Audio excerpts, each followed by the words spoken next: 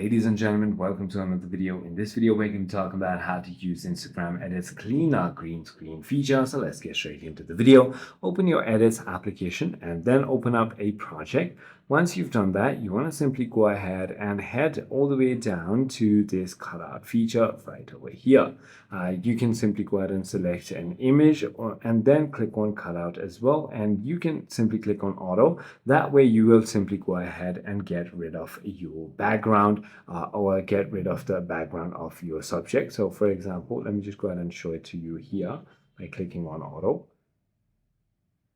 And there you go. It's going to simply go ahead and cut it out just like that.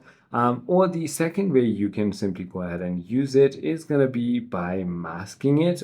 Or you can also go ahead and use the other feature, which is going to be at your recording tab. You can actually go ahead and select the green screen right over here when it comes to recording. And then on the green screen, you can actually go ahead and add any kind of images on the back. So it is as simple as that. I hope this video clarifies everything for you. If you have further more queries, feel free to comment down below and I'll see you on the next one.